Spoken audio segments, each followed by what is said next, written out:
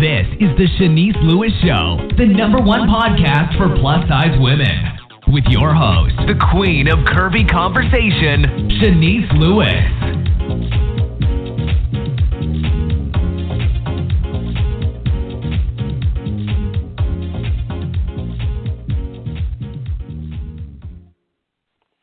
Welcome to the show. I'm your host, Chenese Lewis. Today is a Monday, July 25th, 2016. Follow this podcast social media pages on Facebook at Chenese Lewis Show and on Twitter and Instagram at Chenese Show. You can also subscribe to the show on iTunes and Google Play Music so you never miss an episode. Today we have a very special guest on the show, Frenchie Davis.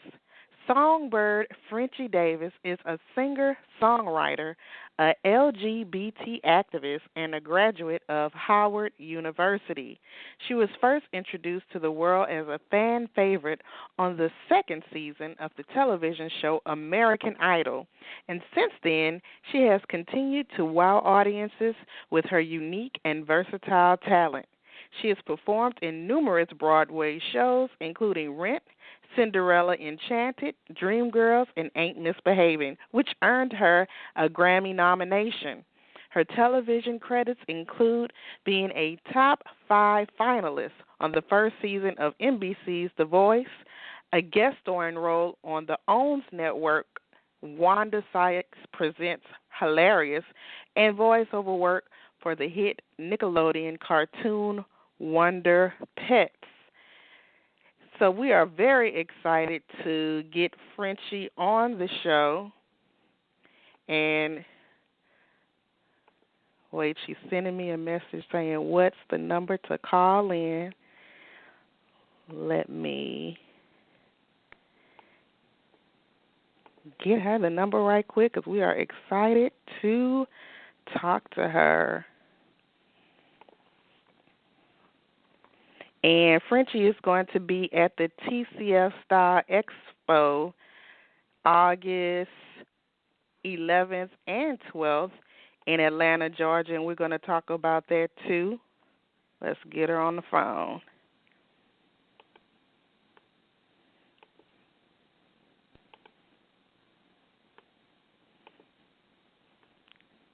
So while we're waiting for Frenchie to get on the line, again, tickets are currently on sale at the TCF Style Expo at tcfstyleexpo.com. There's going to be panel discussions, expo with tons of vendors for shopping and networking. Today was announced there was going to be a curvy karaoke. This is definitely an event you do not want to miss. So make sure you purchase your tickets today for the TCF Style Expo, August 11th and 12th in Atlanta, Georgia. And so we're just waiting for Frenchie to call in. And we're going to get her on the line in 1 second. Just hold on tight.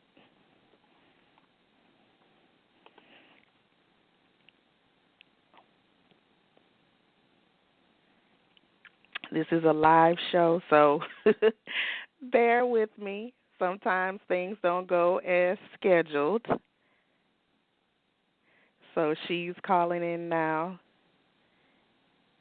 And again, while we're waiting, don't forget to follow the podcast social media pages on Facebook and Twitter and our new page on Instagram at Chenese Show. So make sure you follow us on Instagram and subscribe on iTunes and Google Play Music on your smartphones.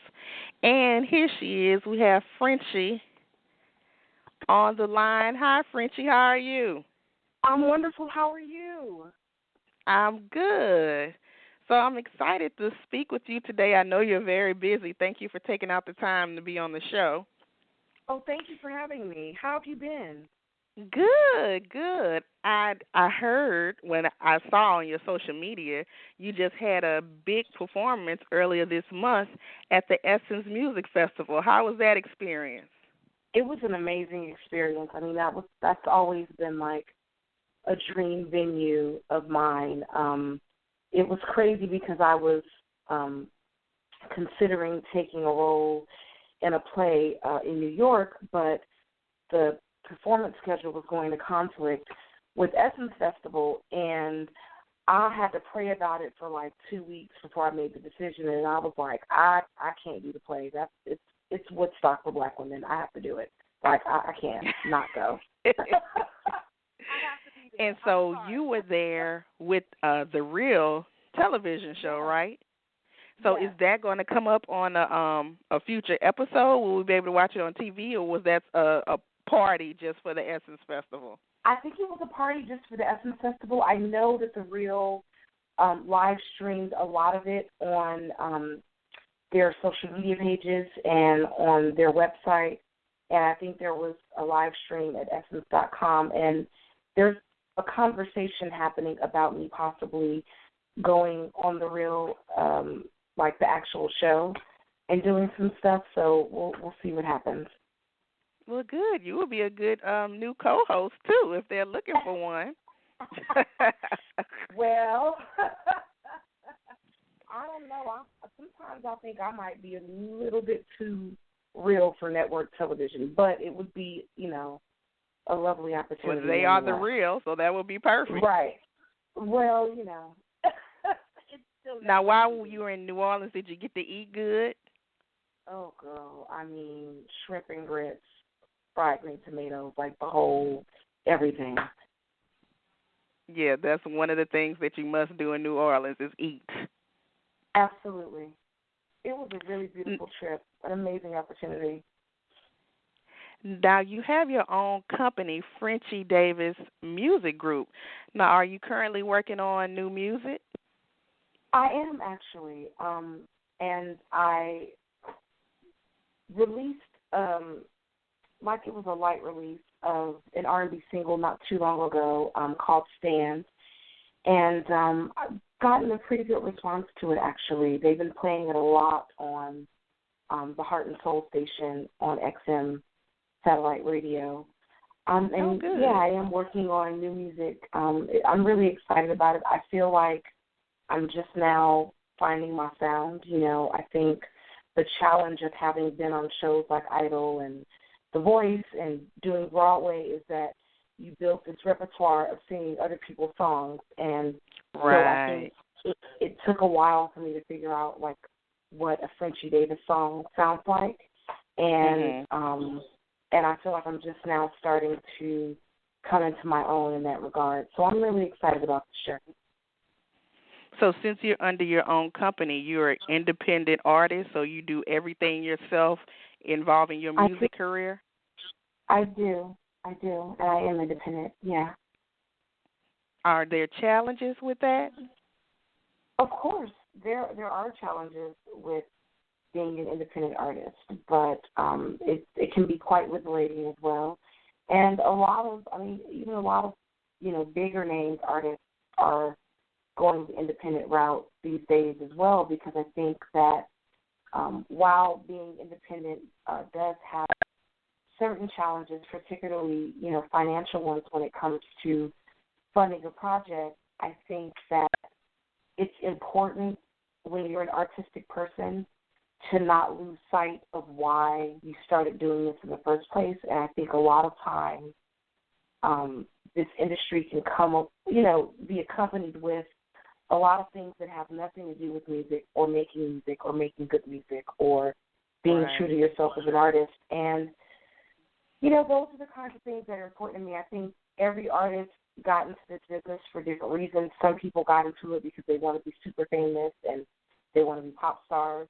And then there's, artists like me who got into this business because I just love to sing and I'm really fucking good at it. And I'd be doing myself in the world a disservice to not be using my gifts, but I'm not willing to be untrue to myself and or be untrue who I believe myself to be as an artist and as a woman. So I think that it's really all about what your principles are and what's important to you. And I would not recommend the independent route to an artist who like wants to be, like the next Britney Spears or the next Beyonce. But if you just want to, make a living doing what you love and see the world, I mean, this indie thing, it's paid for my education. I'm almost finished with my master's degree. It's allowed me to see the world, and it's allowed me to make a living doing what I love. Yeah. Now, are you going to eventually sign other artists, and do you want to manage other up-and-coming artists' music career? I don't know about managing, but there's a possibility that this could evolve into, a resource for other artists. That would be ideal. That's a part of the reason that I'm working on my master's degree. I'm getting an MBA in music business, actually. So, I'm hoping that, I should be graduating within a year or so. And so I am hoping that, in the long run, it can be used as a tool and a resource to help other artists. But who knows what the future holds. Right. Now tell me about the Frenchie Davis experience. It's coming to New York City in August. Now tell me about this production. Oh, okay. So the Frenchie Davis experience is my cabaret show, and it's where I do my own soulful renditions of songs from every genre you could think of, and of course standard, jazz standard, Broadway stuff. But like my cover of Fetty Wap's Trap Queen and my medley of Lil Wayne's Lollipop and Whatever You Like by T.I., those are examples of some of the stuff that I do in the show.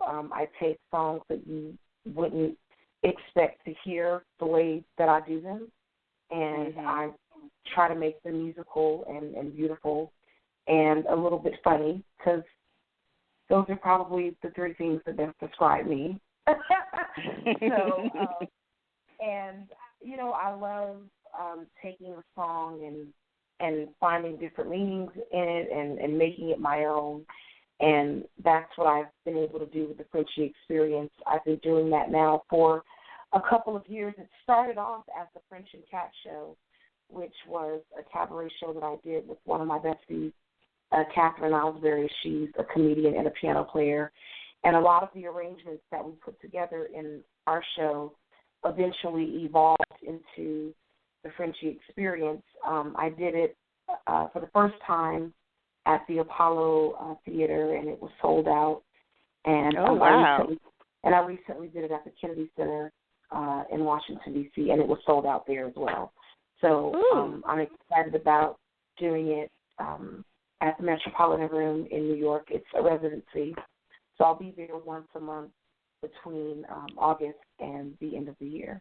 So I'm excited about it. Oh, okay. I didn't know it was ongoing. Congratulations. Yeah. Thank you. Now, why is it called cabaret? What's the difference between cabaret and just like a regular concert? Well, cabaret is more a theatrical experience, and it's not just a concert where I'm just standing there singing songs. It's interactive. I talk, with the audience.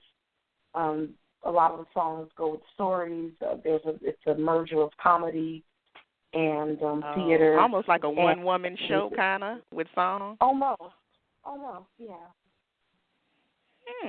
That sounds awesome.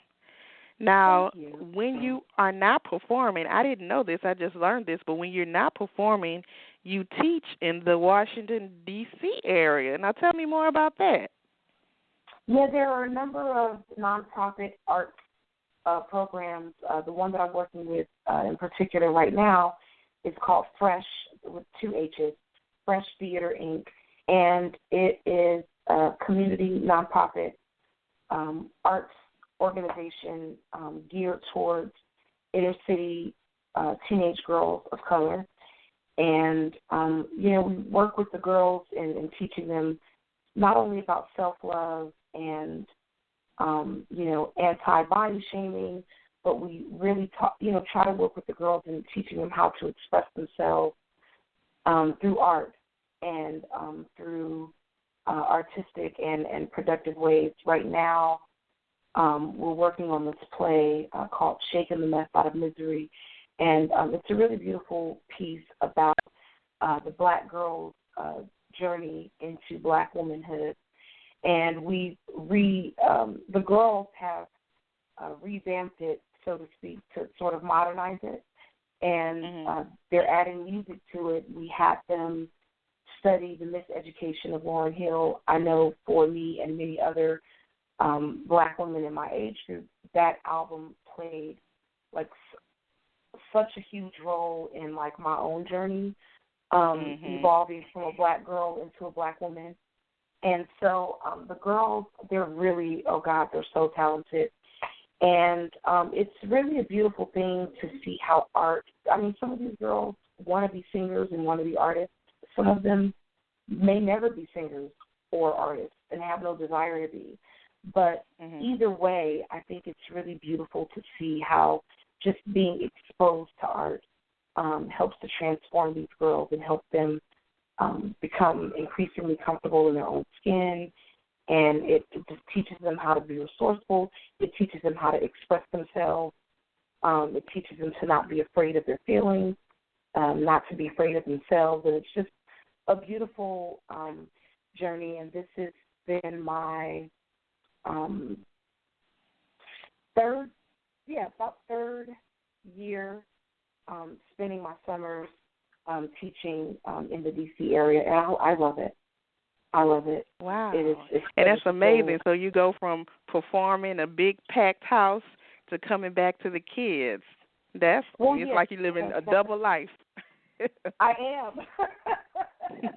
I am. And but I love it. You know, I think that we all share a responsibility to encourage the young people in our communities. And I think, you know, we all can play, even if it's a small role, we all can play a role in doing that, and our girls need it, our kids need it, and we're in such a state of affairs as Black people in America that I think that we all have to become a village again, and so I'm just trying to do my part. I work really hard at using whatever platform that I have, no matter how small it is, to be a voice that counters ignorance and hate. And I really try to empower other women and particularly young people, young girls. And there are some young men in some of the programs that I work with as well, and they are incredible also. So it's fulfilling work. I love doing it. It makes me, I always say like doing selfless work is really selfish because it makes me feel good about me doing it. So, right. It's really kind of self-serving. And tell me in general why you're so passionate about education, because you are working with these girls, and you mentioned you were enrolled in graduate school to pursue your MBA. And, some people in entertainment don't even graduate high school and can't read. So sometimes it's rare for people in entertainment to go on to higher education. What made you so passionate about it? Well, I think the way I was raised plays a big role in that. My parents were huge advocates for education. I mean, they drilled it into us when we were growing up, the importance of education. And, both of my parents are college educated. My parents came up in a time, they came up in an era when, a Black man with a college degree could go apply for a job and lose the job to a white man with a high school diploma. So even though both of my parents were college educated, we struggled a lot. There was a time when there were 6 of us living in a 1-bedroom apartment. The struggle was real at times. And my parents always had really frank and open conversations with me about that. And, my dad would say, look at your mother and I. We're both educated, and look how we're struggling. if you are Black in America and you do not have an education, it's going to be rough out here. And they just always taught me that. And, and education doesn't necessarily have to be going to college or, it can present itself in a number of ways. There are a number of people who are highly intelligent and highly educated, and they didn't necessarily go to a traditional four-year university. But I think it is important to commit to being a lifelong learner and never stop thirsting for knowledge or self-improvement or, just being able to learn about something. My dad used to always tell me that education has liberated more people than all of the armies in the world. That's a good one. And my dad used to tell me that all the time. And, even when I first applied to college, I didn't know that I was going to sing for a living. I got to college as an English major. I thought I was going to major in English and go to law school and, be a human rights lawyer and really try to make a difference in the world in that way. And then, I ended up auditioning for the school play my freshman year and got the lead and then changed my major to theater. And then my life just went on this whole other journey. And I never forgot about that girl whose favorite subject was English and who wanted to go to law school. She still lives within me, and I think that it's important that we teach our young people to be well-rounded individuals and to not put themselves in boxes. I think that we do our young people a disservice by teaching them, well, if you can dribble a ball or if you can sing or act or dance, you don't have to worry about your education. We, as Black people in America, cannot afford to be out here unaware of the world around us and unaware of the historical context of the world around us. And I think, education is important when you're Black.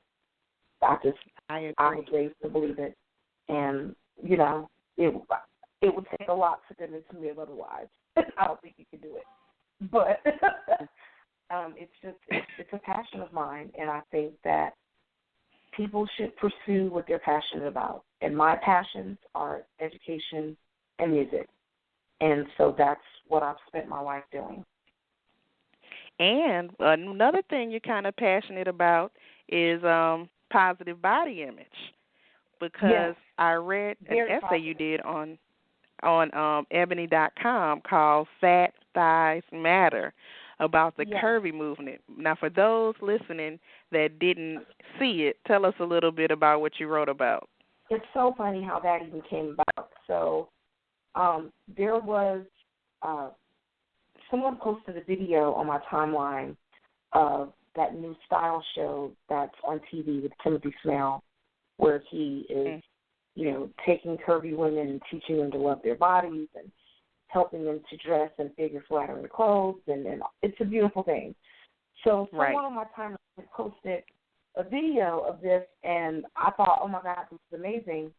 And then I made the mistake of reading the comments, and of course, there was a thin white woman who was complaining that this show wasn't inclusive enough of thin women. And so I ended up having to, break down for her, it's the same thing like when you have a debate with someone who counters Black Lives Matter with All Lives Matter. Well, if all lives really mattered, there wouldn't be a need for Black Lives Matter in the first place. And it's kind of a similar, thing. If the mainstream fashion industry hadn't spent, 50 years being non-inclusive of curvy women, then Timothy Snell wouldn't need a show, and there would be no need for any of this. So, I made the point that this is why it is important for the beneficiaries of privilege to use their position of privilege to speak out against the exclusion of others, because you run the risk of the tables turning and one day feeling excluded yourself. So that was the point that I made. And apparently someone who's an editor for Ebony Magazine happened to see the comment, and they inboxed me like, hey, I really loved your comment on that post. Would you consider, expounding on it and making it an op-ed for Ebony Magazine? I was like, sure. I think I can. So that opportunity came out of nowhere. It really did. Just from being my outspoken self. And that's why I tell people all the time, so many doors have opened just for me being me. And I tell people all the time, just be true to yourself and love yourself and get comfortable in your skin, because it really is infectious, and it really does open a lot of doors of opportunity in every area of your life, actually, when you find a way to do that. I'm living proof. I'm kind of enjoying this journey. This phase of life has been fun. Now, do you feel it's harder in the entertainment industry being a plus-size woman? I definitely think it can be. Absolutely. I think that fat shaming is real. And, I don't have a lot of patience for bullshit. I don't have a lot of patience for people who are incapable of just keeping it real. And that is my issue with fat shamer. Let's just be honest. Let's not try to mask it as concern about health, because there are plenty of skinny bitches in line at McDonald's right now. And I had chicken breast and kale sauteed with shallots and other veggies for dinner. So the conversation is really not about health, and that is what annoys me the most about the whole body image conversation. It's that fat shamers don't even have the balls to say, I just feel shitty about me, and so you feeling good about you makes me feel threatened, and so I'm going to fat shame you. I'd rather you just say that, because that I can respect, because I respect honesty. What I can't take is the masking of it as concern about health, because we don't shame skinny people with unhealthy habits at all. Kate Moss is a size -2, and she's also a heroin addict. Didn't stop anybody from putting her on the cover of the magazine. So we're not concerned about health. So let's just shut that down and be honest and get fucking real. So, I definitely think that health is important, and I think that healthy attitudes about body image and body size are a part of health. And I think that there are a lot of thin people with unhealthy habits, and, we don't shame them the way that, bigger women are shamed in this industry. I remember very vividly having to curse some people out because they made a big old fuss over Gabby getting a love scene on Empire. And I was like, dude, fat girls fuck too. Get your life together. We have sex too. Get real. So it's just the whole, what the, seriously?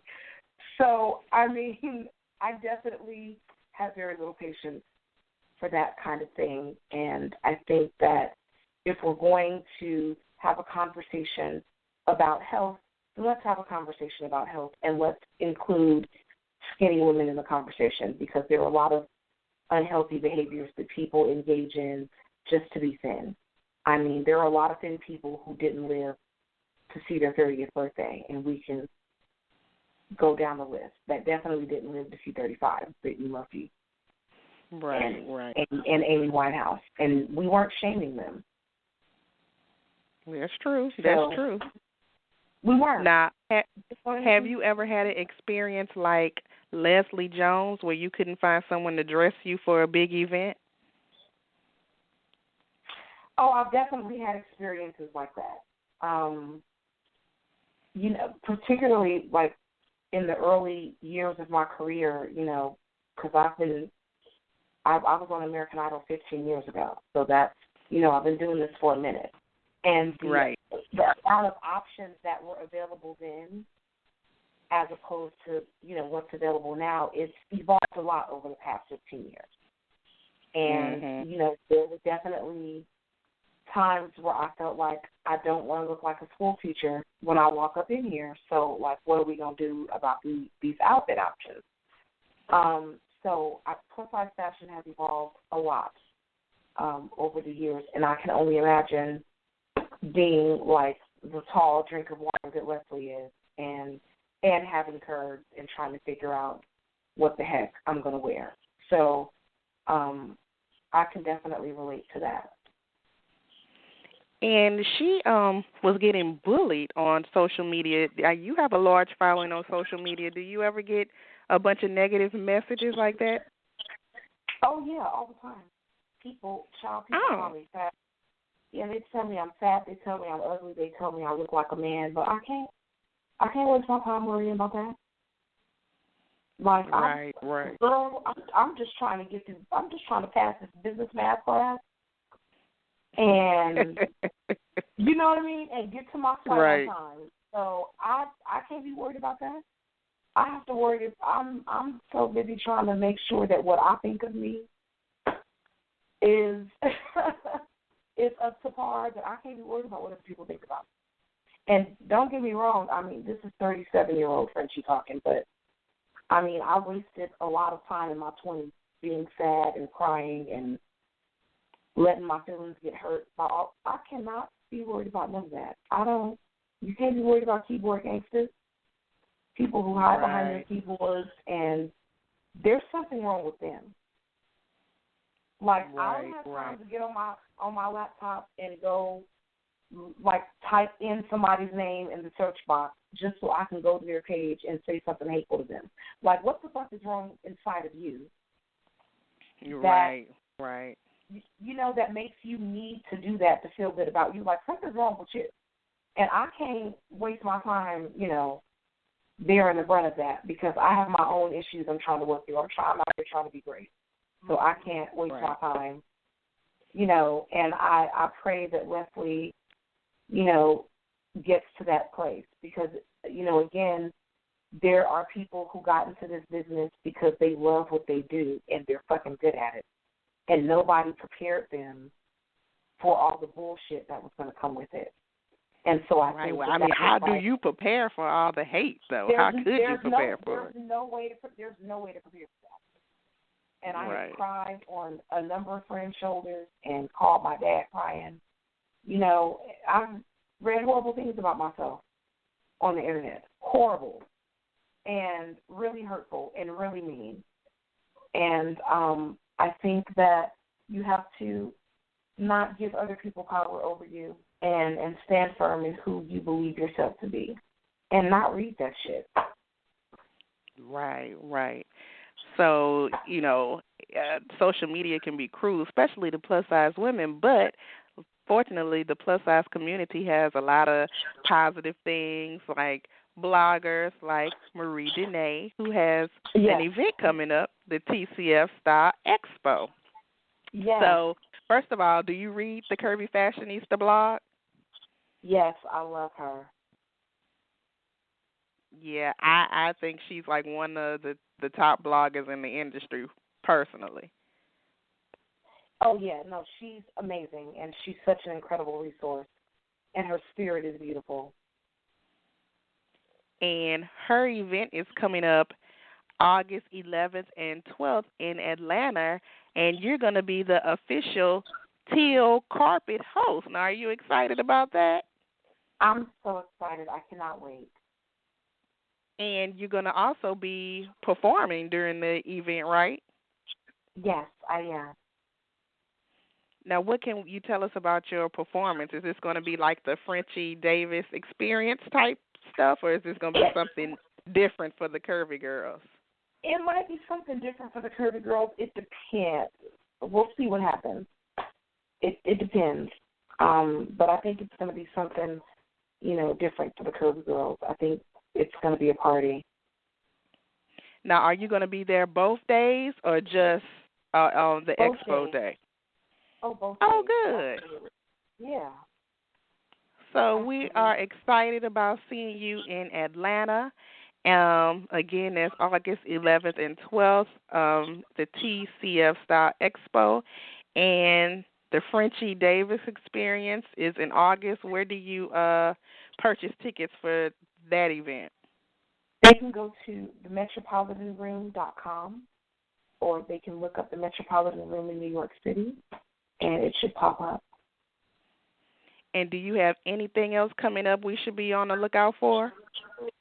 Just my residency at the Metropolitan Room. There are a couple of things that are in the works, but I can't announce just yet. But be on the lookout for exciting announcements. Really amazing. Are you going to be doing more writing for Ebony magazine, or that was just a one-time thing? That may become something that I do more often, and it may be with a different publication. Okay. That's a conversation that's actually being had right now. So, like I said, exciting stuff on the horizon, so be on the lookout for upcoming announcements. And tell us your official website and how we can keep up with all things Frenchie.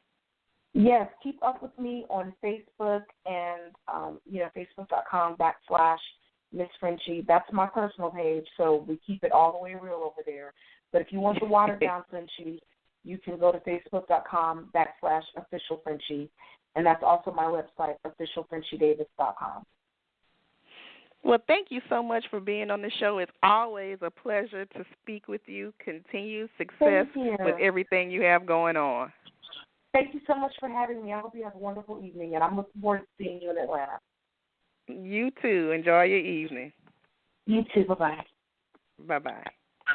And thank you to my fabulous guest this evening, Frenchie Davis. If you haven't already, don't forget to like our fan page, Instagram, and Twitter at Chenese Show. And I've been your host this evening, Chenese Lewis. Thank you for tuning in and supporting.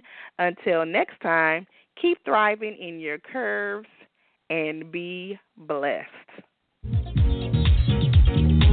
You've been listening to The Chenese Lewis Show. For more info about the show, visit CheneseLewisShow.com.